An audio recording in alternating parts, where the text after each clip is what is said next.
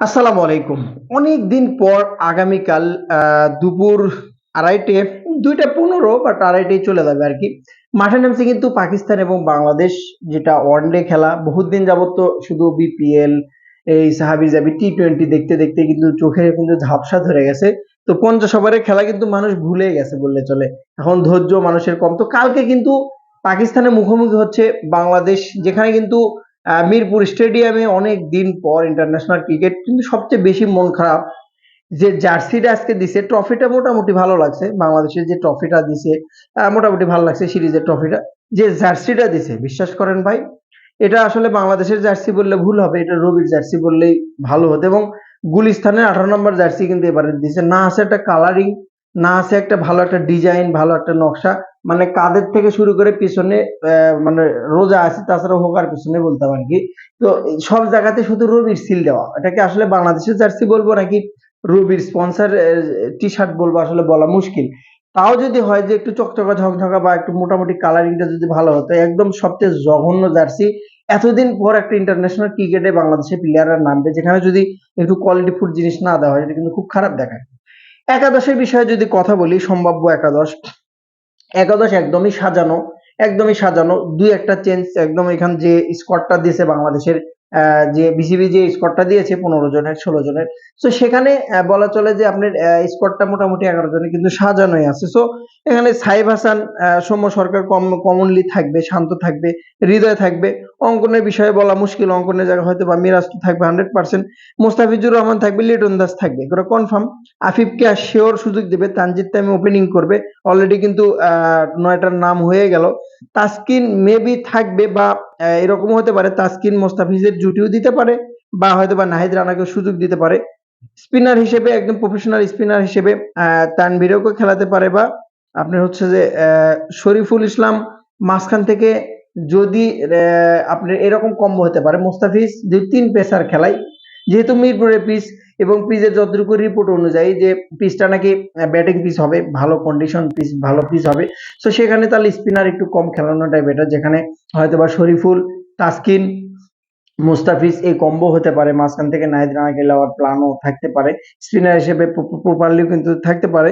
তো রিশাদ হোসেন তো কিছুটা হলেও ব্যাকআপ দেবে, বা রিশাদ থাকবে কিনা ওয়ানডেতে, এটাও একটা প্রশ্ন, কিন্তু কিছুটা ছোট করে বলা মুশকিল, কারণ ওয়ানডেতে রিশাদ এর আগে খেলেছে, বা টি-টোয়েন্টিতে কিন্তু বেশি সে প্রফেশনালি, তো তাকে যেহেতু টিমে নিয়েছে, তার বিষয়টা নতুন করে আলোচনা করবে বিসিবি, এবং ওয়ানডেতে তাকে সুযোগ দেবে কিনা, কিন্তু বারবার সে প্রমাণ করছে বিগ ব্যাশ সহ টোটালি বাইরে যতগুলো লিগ খেলছে প্রত্যেকটাতে রিশাদ কিন্তু নিজেকে প্রমাণ করেছে। সো ওয়ানডেতে কিন্তু শেষ ম্যাচ যেটা, ওখানে কিন্তু যথেষ্ট ভালো করেছিল, এবং হাসানাঙ্গাকে যেভাবে পিটিয়েছিল, সাথে মুশফিকের জুটির সাথেও। তো সব মিলিয়ে যদি আপনি দেখেন, বিবেচনা করে একাদশটা সাজানো একটু কঠিন হলেও পেস ইউনিটটা থেকে একটু কঠিন হবে।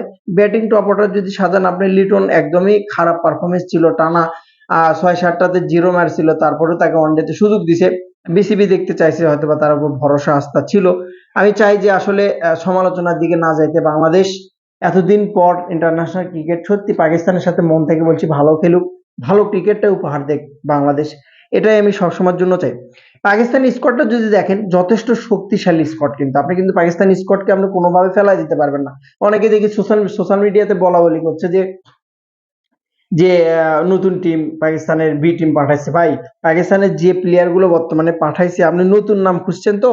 পুরান দ্বারা আমি বাদই দিলাম, নতুন নামের ভিতর যদি আপনি যদি খোঁজেন যে আপনি যদি দেখেন ফয়সাল আকরাম, ফয়সাল আকরামের বোলিং আপনি যদি দেখেন রিসেন্ট 4 থেকে 5টা বা 7টা ম্যাচে 3টা 4টা করে উইকেট, প্রত্যেকটা ম্যাচে 3টা 2টা করে উইকেট নিচ্ছে, তাও আবার এভারেজে প্রায় 4 ইকোনমি, 5 ইকোনমি, 6 ইকোনমিতে কিন্তু সে উইকেট নিয়েছে। তো আপনি সাহেবজাদা ফারহানের কথা, মাস সাদাকাতের কথা, এটা নতুন কিন্তু না, এটা কিন্তু প্রপারলি মাস সাদাকাত কিছুদিন আগেই কিন্তু নোয়াখালীর হয়ে বিপিএল খেলে গেল। তো এদেরকে কিন্তু আপনি কখনোই নতুন বলতে পারবেন না। সো মোহাম্মদ রিজওয়ান, সালমান আলী আগা কিন্তু অনেকে ট্রল করছে, ভাই ওয়ানডের যদি সেরা ব্যাটারের একজন থাকে পাকিস্তানে, সেটা হচ্ছে সালমান আলী আগা। হোসেন তালাত মেবি চান্স পাবে না, ফাহিম আশরাফ, মোহাম্মদ অসীম জুনিয়র, শাহিন শাহ আফ্রিদি ক্যাপ্টেন, হারিস রউফ, আহ আকরাম, সাহেবজাদা ফারহান, এই নামটাকে নিয়ে আপনি অবশ্যই কিন্তু খেয়াল রাখতে হবে। সাহেবজাদা ফারহানকে আপনি যে কোনো মূল্যে যে কোনো ভাবে হোক প্রথমের দিকে আটকাইতে হবে, নইলে কিন্তু সবকিছু শেষ করে দেবে, ধ্বংসের সম্মুখীন নিয়ে দেবে বাংলাদেশের। তো যেহেতু এতদিন পর খেলা, পাকিস্তানের যে টিমটা দিছে টিম কম্বিনেশন একবারে খারাপ না, সো পাকিস্তানের সাথে যদি ব্যাটিং পিচ হয় পাকিস্তানকে আটকানো মুশকিল। পিচটা যেহেতু মিরপুর, বাংলাদেশের মিরপুরে অবশ্যই সম্মান করবে বিশ্বের যে কোনো টিম। শেষ ওয়ানডে যে বাংলাদেশ যেভাবে যত বিশ্রী খেলেছে, যে বাজে খেলেছে, পাকিস্তানের সাথে কেমন ফাইট দেবে দেখার অপেক্ষা। অনেকদিন পর কালকে ক্রিকেট অবশ্যই দেখার আমন্ত্রণ রইল। ভালো থাকুন, সাথে থাকুন, পেজ এবং ইউটিউবের আপডেট দেওয়ার চেষ্টা করব। রমজান মাস যার জন্য বেশি বেশি ভিডিও আপলোড করতে পারছি না, আসলে অনেকটাই কষ্ট হয়ে যায়, ব্যস্ততা বেড়ে গেছে, অফিস কাজ করা সব মিলিয়ে। ইনশাল্লাহ ঈদ পর আরো ঠিকঠাক ভাবে কামব্যাক করবো আপনাদের মেয়েদের। ভালো থাকুন, সালাম।